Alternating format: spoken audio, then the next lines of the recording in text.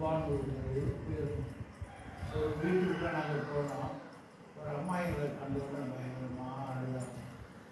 ரொம்ப காலம் அவங்க ஞாபகமாக 23 பவுன் போட்டுருக்கிறாங்க கழுத்தில். அவங்க தாயார் தகப்பனார் கொடுத்து கொடுத்தது அவங்க வீட்டுக்காரர்கள். இந்த 23 பவுனும் போனாலும் பரவாயில்ல, இப்படியாவது என் புருஷன் என்ன செய்யணும், காப்பாற்றி விடணும்னு சொல்லி இந்த சகோதரி பெரும் முயற்சி எடுக்குது. தங்கச்சி வீட்டுக்காரருக்கு ரொம்ப அவங்க பழக்கம், தங்கச்சி வீட்டுக்காரருக்கு ரொம்ப பழக்கம் அந்த சிஸ்டர். அதனால தான் அவர் ஒரு முறை வாங்கத்தான் போய் ஜாபுக்கு வரலான்னு சொல்லி என்னையும் கூட்டி போனேன். எனக்கே ரொம்ப ஆச்சரியமாக இருந்தது.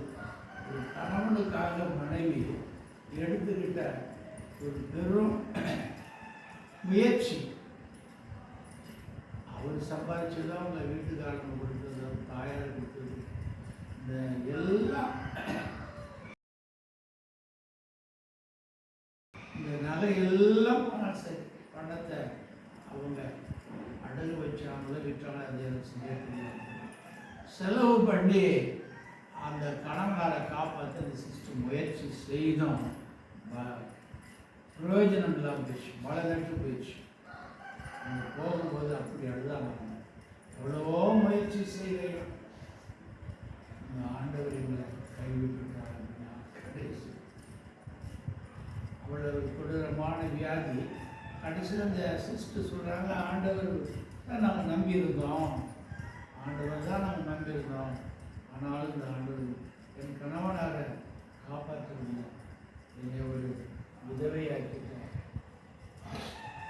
கணவனை இழந்த ஒரு விதவையாக்கிட்டார். இது எனக்கு அந்த கடவுள் மேலே இந்த நம்பிக்கையே எங்களுக்கு போயிடுச்சு சொல்லி பயங்கரமாக இருக்கும். இன்றைக்கு அநேகருக்கு அப்படிப்பட்ட ஒரு எண்ணங்கள் வரும்.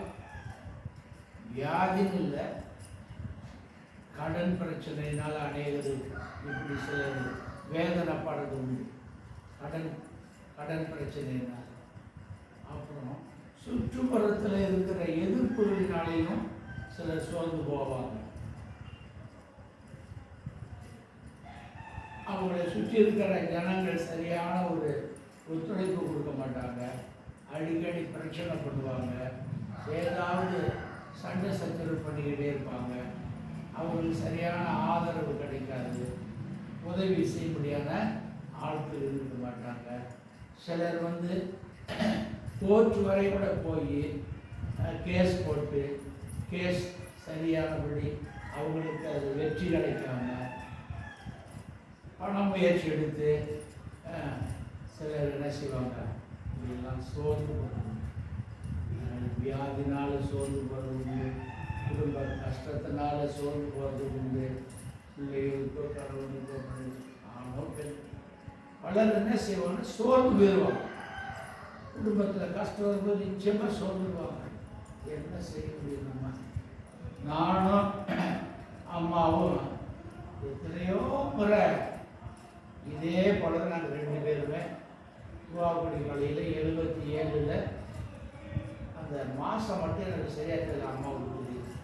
நானும் அம்மாவும் சண்முகம் பிள்ளைங்கிற ஒரு வீட்டில் தான் வெம்பு ஸ்டுடியோ ஒன்று இருக்கோம். அந்த இடத்துக்கிட்ட 2 ரூம், அந்த 2 ரூமில் ஒரு ரூமை நாங்கள் ப்ரேயர் பண்ணுற ரூமாக எடுத்து இன்னைக்கு எப்படி நம்ம இருக்கிறோமோ அதே நிலைமையில் நானும் அம்மாவும் பாட்டு படிப்போம். ஒருத்த கூட உள்ளே வர மாட்டாங்க. ரொம்ப நாள் ஆச்சு. ட்ரம்மை நானும் அம்மாவும் பாட்டு பாடி ட்ரம்மை வீசி கரெக்டாக ஒரு மணி நேரம் வரைக்குமாவது நாங்கள் பாட்டு பாடி ஜாம் பண்ணுவோம். ஒருத்த கூட உள்ளே வர மாட்டாங்க. ஆனால் வெளியில் நிற்பாங்க. 77 இந்த மொத்தம் எல்லாம் ஒரு மேய்ச்சி காட்டுறவரை வித்த காப்பிக்கிறவர்னு சொல்லி இல்லை வெளியில் நின்றே தான் பார்ப்பாங்க. நாங்கள் உள்ளே வராவிட்டாலும் பரவாயில்ல, வெளியில் நின்றாவது நம்ம பாட்டை கேட்குறாங்கன்னு சொல்லி நான் அம்மாவுக்கு போது இது மாதிரி எத்தனை வருஷமானாலும் பரவாயில்ல, கர்த்தர் நிச்சயம் என்ன செய்வார், ஒரு நாளைக்கு பதில். அது பைபிள் என்ன போட்டிருக்கு, மற்ற 7:7 என்ன போட்டிருக்கு, அது நமக்கு இந்த வருஷத்தில் மோகன்ஸ் லாசரசை அவர்களது வாக்கு தத்தமாக சொன்னார். கேளுங்கள், ஆண்டவருக்கு ஆத்துமாக்களுக்காக நான் அம்மாவும் அப்படி அழுது ஜெபம் பண்ணுவோம். ஆண்டவரே, சீலவம் ஸ்தாபனத்தின் மூலமாக எங்களுக்கு வாடகை கொடுக்குறாங்க, உதவி செய்கிறாங்க. ஜேக்கப் ஐயா வீட்டு வாடகை கொடுக்குறாரு, மாதந்தோறும் எங்களுக்கு உதவி செய்கிறாரு. அது எங்களுக்கு முக்கியம் இல்லை. அந்த அழைத்த தேவன் 1 கொரிந்தியரில் போட்டிருக்கு, உங்களை அழைத்த தேவன் உண்மை உள்ளவர். அதனால நம்ம முதலாவது ஜேக்கப் ஐயாவுக்கு நம்ம உண்மையான ஒரு ஊழியக்காரராக இல்லாவிட்டாலும் நாம் யாருக்கு உண்மையான ஒரு ஊழியக்காரராக இருக்கணும்னு சொல்லி ஆண்டவர்கிட்ட நாங்கள் ஜெபம், ஆண்டவரே எங்கள் இருவரையும் நீர் அழைத்திருக்கிறீர், நாங்கள் உமக்கு உண்மை உள்ள ஊழியக்காரராக நாங்கள் ஊழியம் செய்யணும், எங்களுக்கு ஆத்துமாக்களை கொடுக்கணும்னு சொல்லி நானும் அம்மாவும் அதிகமாக அழுது ஜெபம் பண்ணியிருக்கிறோம். எழுவேத்தில் கிட்டத்தட்ட அந்த வீட்டில் ஒரு 3 வருஷம் இருக்கும். கொஞ்சமாக ஆட்கள் என்ன செய்கிறாங்க, அந்த வீட்டுக்கு கொஞ்சமாக வர செய்தாங்க. முதல் ஒரு தம்பி பட்டுக்கோட்டையிலிருந்து ஒரு பையன் எங்களோட இருந்தார். அப்புறம் பட்டுக்கோட்டை தம்பி இப்போ அவர் நம்ம மாதிரி ஒரு ஸ்கூல் வச்சு நடத்துகிற பட்டுக்கோட்டை பக்கம் அவர் எங்களோட இருந்தார். இந்த ஜோசப்புடைய அண்ணாரு கொண்டாந்து குமரேஸ்வரத்தில் ஜோசப் அண்ணாரு இருக்குது, அவர் கொண்டாந்து ஐயா இது மாதிரி இந்த தம்பி இந்த உங்களுக்கு தங்கியிருக்கட்டும், அவர் இது மாதிரி கம்பெனி வேலைக்கு போகிறார், கொஞ்சம் உதவி செய்யணும். சரிங்க, அவர் முதல் தம்பியை தான் என்னோட வச்சு கர்த்தர் கிரியை செய்தார். நாங்கள் 3 வருமா ஜெபம் பண்ணோம், நான் அம்மாவுமா இருக்கோம், அதுக்கு தம்பி வந்தார், 3 வருமா ஜெபம் பண்ணோம். அப்படியே கொஞ்சமாக சிறிதாக ஆட்கள் தேவம் பண்ணுவோம். அப்புறம் அந்த இடம் எங்களுக்கு ஐயா இது மாதிரி அந்த இடம் சின்ன இடம், எங்களுக்கு கொஞ்சம் பெரிய வீடாக வேணும்னு சொல்லி அண்ணாவளை பக்கத்தில் ஒரு பெரிய இடத்தை பிடிச்சேன். அதிகமான அண்ணாவளைக்கு பக்கத்தில் ஒரு ஹோட்டல் இருக்கும், அது பக்கத்தில் மூங்கி கடை. அவர் மானாமதுரக்காரர், அவருடைய தம்பி இன்னைக்கு இருக்கிறாரு, அவர் இறந்துட்டார். கிருஷ்ணன் செட்டியார்னு சொல்லி வாழ்க்கை வீசும் வீட்டுக்கு பக்கத்தில் இருக்கிறாங்க அண்ணாவளி நம்ம குடியிருந்த. அப்படி எதுக்காகமா 12 ஆண்டுகள் வரைக்கும் இந்த அம்மா எவ்வளவு வேதனைப்படுத்துவாங்க, அதுதான் நம்ம சொல்லுவோம். அது மாதிரி நம்ம அம்மா பைபிளில் பரிசுத்தவான்கள் பாட்டு புக்கில் பரிசுத்தவான்கள் பாடுறாங்க, ஆண்டவர் இந்த பாடுகள் உந்தன் வாழ்வுக்காய் சொந்தப்படுத்தி ஏற்றுக்கொண்டார். கல்வாரி பாட்டு. ஆண்டவர் என்ன செய்தாரா, இந்த சகோதரியை விட அதிகமான பாடுகளை இந்த உலகத்தில் சரீரத்தில் மட்டும் ஆவியாத்மா சரீரம் மூன்றிலும் அநேக கஷ்டங்களை, துன்பங்களை, பாடுகளை அவர் சகித்திருக்கிறார். யாருக்காக? அதே போலதான் நம்முடைய அம்மாவும் என்னோட ஒவ்வொரு நாளும் சொல்லுவாங்க,